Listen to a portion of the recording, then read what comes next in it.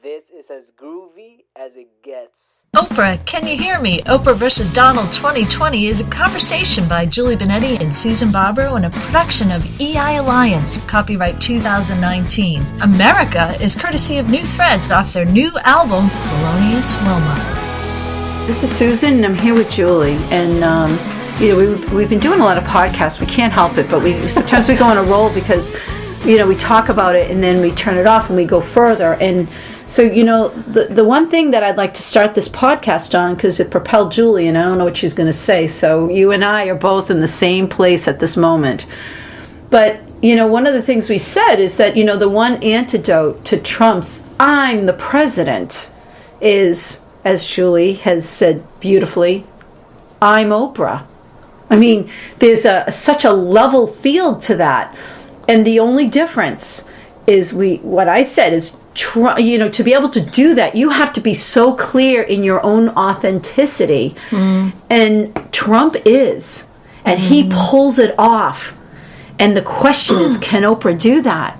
And if she can't do that, and she's seen everybody in the world, where's the answer? The answer isn't outside. Right. The answer's got to be inside. And so you went somewhere with this. So I realized when we were kind of doing the after talk of the podcast, I realized that if the only antidote to "I'm the president" and you're not is "I'm Oprah," that doesn't fare well for Donald Trump as the president. Yeah. Not because of what we may think, because at first I thought one thing, but the clear and simple reveal to me was, oh my gosh, he could be in trouble.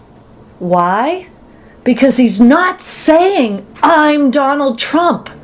He's saying, "I'm the president.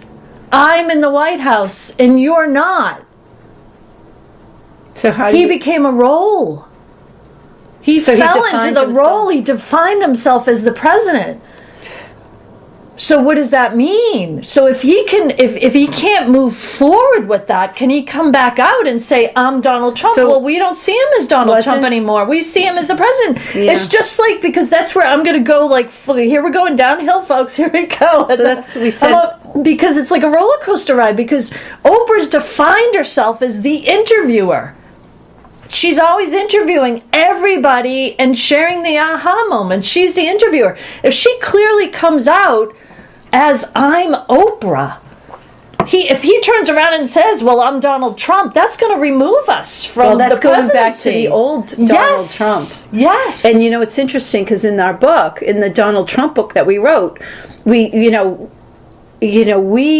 in the energy and we were writing it. And we sat down at one point and looked at each other. And we both got, he's going to win. And so many reasons outside said he wouldn't win. Right. And he did. And in the book, it's just funny because we always go back to it and we wrote that. Yeah, I know. And it's like we said, can he keep it up? Can he continue to be himself? Right. And I guess by winning the presidency, he already lost a little bit of it because he fell into a role. Right. Can he pull himself? So this is if he's listening, that's an interesting concept for him. He can't go back to who Donald Trump. I'm Donald Trump. Well, now you're Donald Trump, past president. Right. Right. And that doesn't bode too well because, with no disrespect to past presidents, but when you think of past presidents, I mean, even as a little kid, when you're learning them in high school, they're not really the closest to you. No. Or in school, any schooling. Yeah. They're not really they're the older, and you see when someone, some leader passes away, all the presidents, usually the past presidents, and you see them all together and you think, really? They didn't get along, but and then you start to see it differently as those kind of family members that show up and, you're like, wait, I didn't know they were coming for dinner, but yeah. Bring out the cheap wine. Is he really? Get rid of the cheap wine we got the downstairs. Bring the jug up. And the funny thing is, though, oh my gosh, is the Donald Trump now just a past president? Wow. So that's going to be something he's going to have to deal with. Right. and I'm not going to define whether he'll do it right or wrong, because he's his own person. And that, I mean, whether you like him or not, I always go to that. When I meet somebody, whether I, whatever I feel is just my own interpretation of something. Right. Trump is pretty darn sure of who he is, and that's, we joked about this too, because we see he's been living in a penthouse, and he doesn't deal with people. He deals with the few people he chooses to, and they have to deal with everyone. And he's in the energy, and he's spent how many years really refining himself, defining what he wants, how he wants it, the way he wants it to look, and he's done that. Well, these past 3 years. He's been in the White House. Guess what? Was it 2 floors? I know. So he's back with the people, and he's got to deal with all the, I'm going to use the word batchagaloops, that are in there that are they're not doing anything. Blah blah blah. It's again, it's the Charlie Brown wah wah wah wah. Like what are they saying? Who cares? And people wonder why people aren't into politics. It's because it's like you said. It's like stereotypical. Blah, they're not, they're not black, they're not white, they're gray. That's all it is just gray. There's no definition to them in any way. It makes it boring. And so, they go in there, and so now he's been in that. So how he's got to find a way of pulling himself out and having conversations with people that I think he would prefer to have a conversation with. People, I'm going to say it, that think.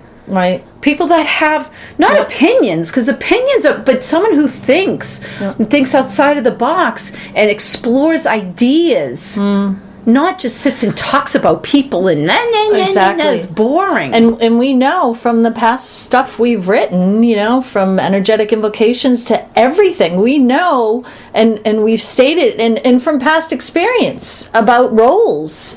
I mean, I'm going to take it all the way down and ground it. You're working in an office, and something happens with the copy machine, and you fix the copy machine, and all of a sudden someone looks in and says, oh, you know what you're doing there? And all of a sudden you got the role of fixing the copy machine. How do you get out of it? I'm not comparing, a copy machine fixer to the presidency, but it's a role, and once people see, it's almost like you got to go get a new job and never touch the copy machine in order not to be given that role.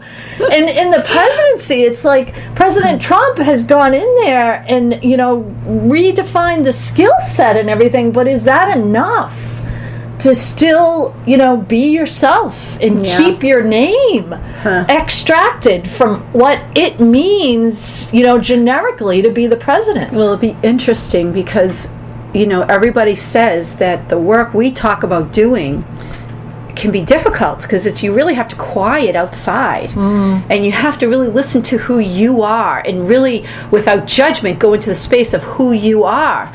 And everyone says it's really difficult, and it's like any kind of a habit. You have to restructure your way of thinking, and the more you do it, the more practice you get, it gets a little bit easier. But I haven't talked to Trump, so I don't know, but it'll be curious to see how hard is it really to go back into that space of quieting outside. I mean, we don't know what he's been doing. I sit there and it's funny because everyone talks about him, but I don't even know what he's really done. I know. I really don't know. I hear these things. I hear the tax reform and certain things that changed, and of course, the wall, but there's no wall, and it's people going down with picks and cement buckets, and I don't know. But it'll be interesting. He'll be there'll be probably another book that we'll put out and say, what is he doing? What's he doing now? How does he reinvent himself? Not because we care so much about him. Is because there's, and of course we take it and we use it we talked about science principles, if you listen to the earlier podcasts, because there's a science to it, and it's not about, wow, let's look at him, he's a great role model, because I want to bring it to myself. And you talk about it, and so of course we look at Oprah, and it's like, let's really change the world. You want to do it, you got to be the example at this point. You can't sit and cry with people. You really got to step into the spot of who you are, and bring that forward for all of us. For all of us. And in that sense, when you're partitioned into a role, It'll be interesting to see. How does he get himself out of it if that is even the answer? And yet, if the simple answer for Oprah is, how much I love to say it, not because I am, but, if her response to anything is, what would you do for this? What would you do for that? I'm Oprah. I mean, the weight of that is interesting. You've worked so hard to achieve that, and people get what that means. Just as people got, oh, it's Donald Trump. Here's Donald Trump, So we'll see. We'll see. Thank you for listening to this production from EI Alliance. Check out our Amazon authors pages for books and podcasts, along with our Donald Trump and Oprah books for this series. Find great music by New Threads on iTunes, Spotify, and on newthreads.us.